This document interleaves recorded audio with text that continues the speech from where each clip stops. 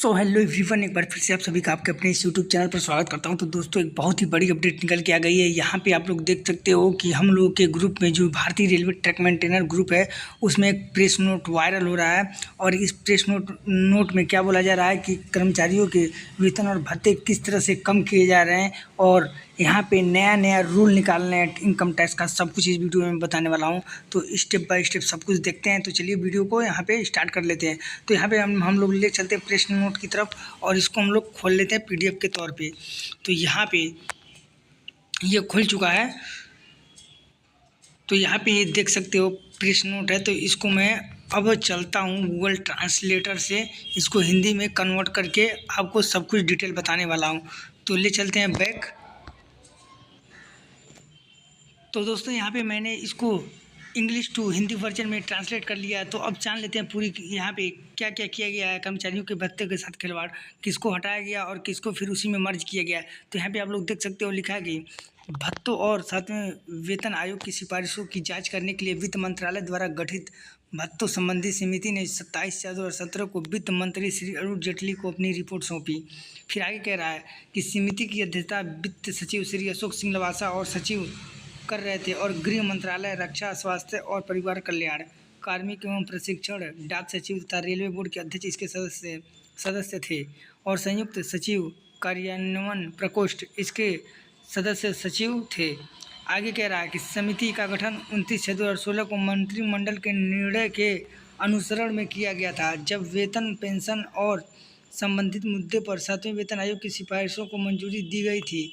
समिति के गठन का निर्णय 7वें केंद्रीय वेतन आयोग द्वारा भत्तों के ढांचे में किए गए महत्वपूर्ण बदलावों की संतुति और विभिन्न कर्मचारी संघों से इस संबंध में प्राप्त बड़ी संख्या में अभ्यावेदनों तथा विभिन्न मंत्रालय विभागों द्वारा व्यक्त की गई आशंकाओं के मद्देनजर लिया गया।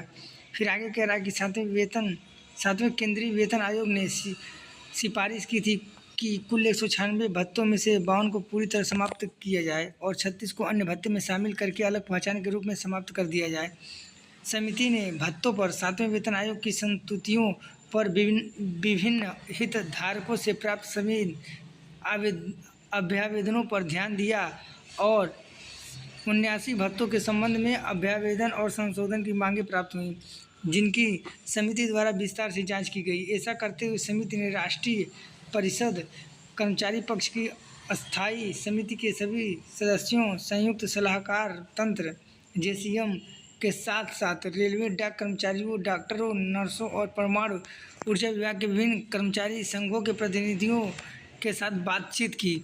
इसने रक्षा बलों के प्रतिनिधि, केंद्रीय सशस्त्र पुलिस बलों सीपीएफ के महानिदेशकों जैसे CRPF, CISF, BSF, ITBP, SSB और असम राइफल के साथ साथ आईबी और एसपीजी के वरिष्ठ अधिकारियों के साथ भी बातचीत की, ताकि उनके कर्मियों के दृष्टिकोण को समझा जा सके।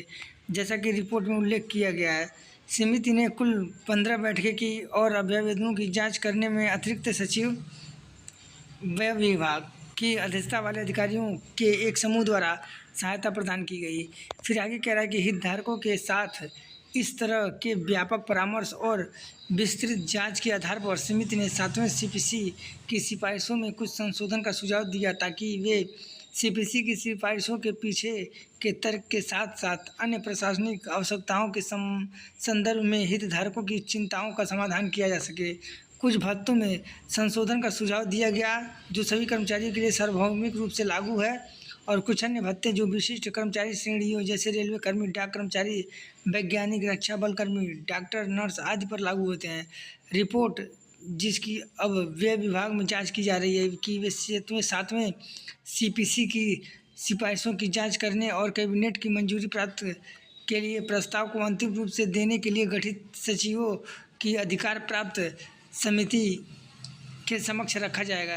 यह याद किया जा सकता है कि वेतन और पेंशन पर 7वें सीपीसी की सिफारिशों को कैबिनेट की मंजूरी के साथ लागू किया गया था। भत्ते का भुगतान अभी भी उसी दर पर किया जा रहा है।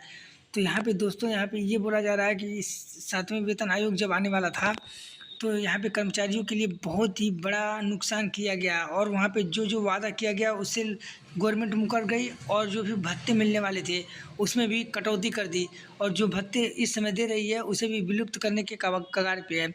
और यहाँ पे कितनी 15 बैठकें हुई और किसके साथ, सारे जैसे कि यहाँ पे रेलवे के साथ भी हुआ और यहाँ पे जो सीआरपीएफ, एसआईएफ, बीएसएफ जितने भी इसके बड़े बड़े अधिकारी हैं उनके साथ भी ये सब बातचीत हुआ।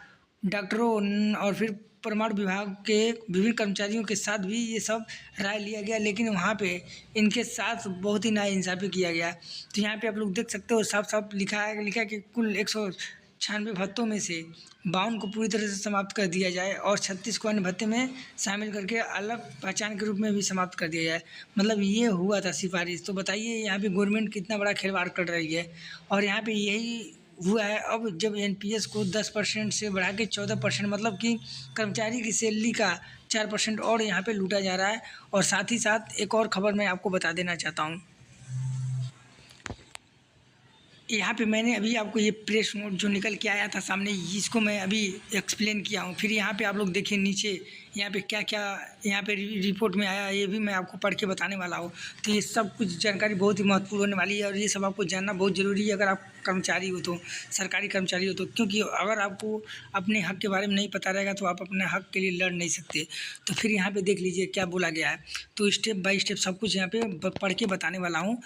यहाँ पे लिखा कि वेतन आयोग ने वेतन भत्तों तथा पेंशन में 23.55% वृद्धि की सिफारिश की थी। इससे सरकारी खजाने पर 1.02 लाख करोड़ रुपए या जीडीपी का करीब 0.7% का बोझ पड़ेगा। समिति ने मूल वेतन में 14.27% वृद्धि की समिति ने मूल वेतन में 14.27% वृद्धि की सिफारिश की है, जो 70 साल में सबसे कम है।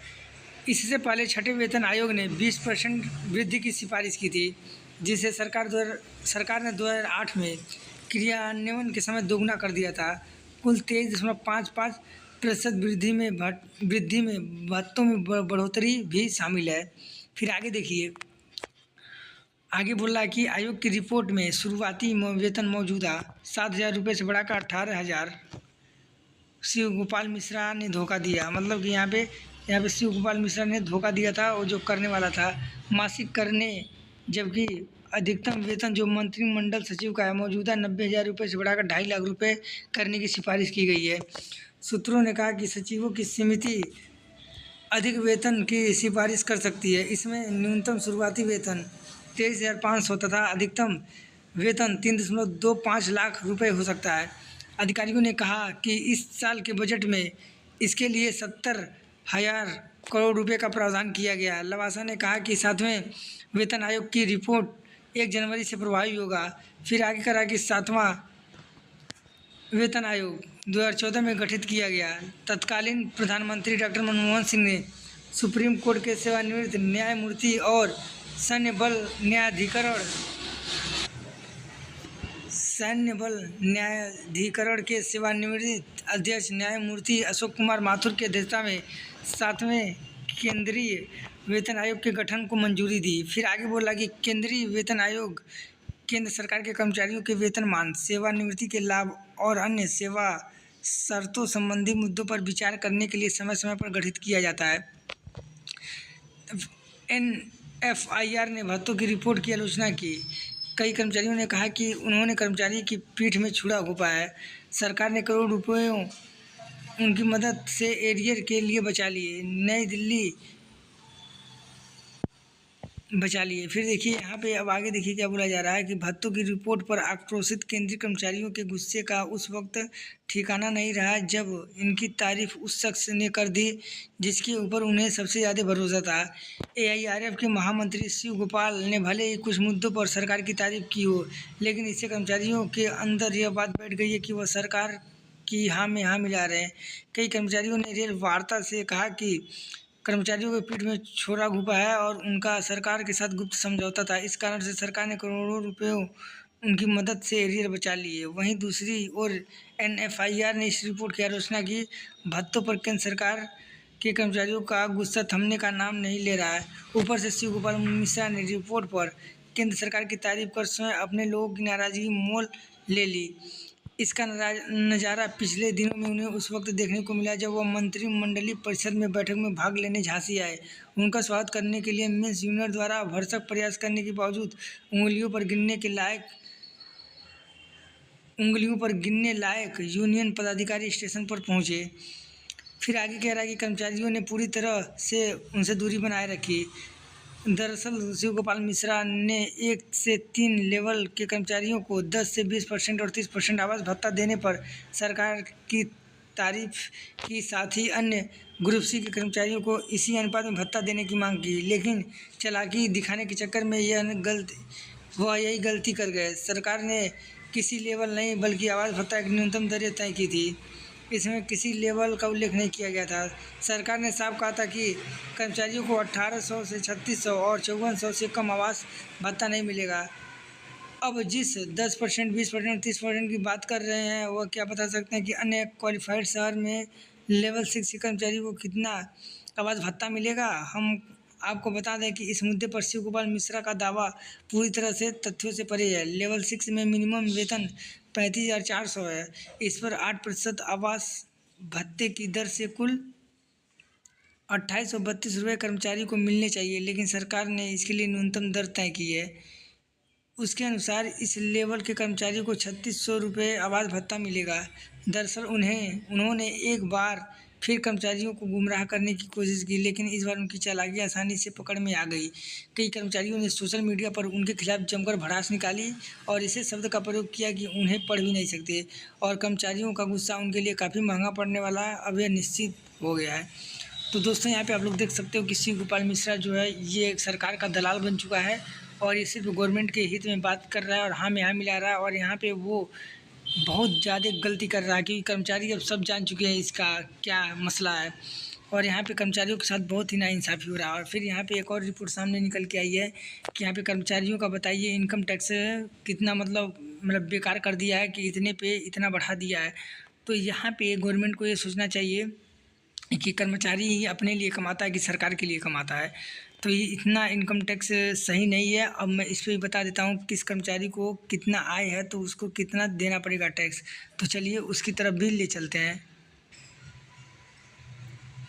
तो यहाँ पे आप लोग देख सकते हो कि नया जो इनकम टैक्स रूल जो आ गया सामने, यहाँ पे इसको आपको साफ साफ नीचे दिख रहा होगा कि अगर आपका जो आय है 3 लाख रुपए तक है तो आपको मतलब जो आपका सालाना जो आय होता है 3 लाख रुपए तक है तो आपको 0 रुपये आपको ब्याज नहीं देना है, मतलब नील है। लेकिन यहाँ पे 3 लाख से 7 लाख के बीच में अगर आपका सालाना आय है तो 5% आपको देना पड़ेगा, और 7 से 10 लाख के बीच में है तो 10%, और 10 लाख से 12 लाख तक है तो 15%, और 12 से 15 के बीच में है तो 20% आपको देना है, और 15 लाख से ऊपर वालों को 30% देना है। तो यहाँ पे आप लोग खुद सोचिए कि कर्मचारी के ऊपर इतना दबाव क्यों डाला जा रहा है। आखिर गवर्नमेंट सारा पैसा कर्मचारियों से चूस के क्या करेगी? आखिर कर्मचारियों के हित में भी तो सोचे कि आखिर वो भी उसके भी बाल बच्चे जो भी फैमिली है उसके लिए भी तो उसे कुछ करना चाहिए, कर रही है। तो मतलब कि यहाँ पे गवर्नमेंट एकदम साफ साफ चूतिया बना रही है कर्मचारियों को। और मुझे तो लग रहा है कि ये इस साल ये मतलब अंतिम साल चल रहा भाजपा का, ये पता नहीं कैसे जीती, ये ऊपर वाला ही जानता है। तो मुझे लग रहा है कि इस बार मोदी सरकार की विदाई तय है, अब इसकी सरकार नहीं बनने वाली क्योंकि ये बहुत ही कर्मचारियों पर अन्याय कर चुका है। तो वीडियो को दोस्तों ज़्यादा से ज़्यादा शेयर करें ताकि हर एक कर्मचारी तक ये वीडियो पहुँचे और वो जागरूक हो सके। तो मिलते हैं नेक्स्ट वीडियो में, तब तक के लिए जय हिंद, वंदे मातरम।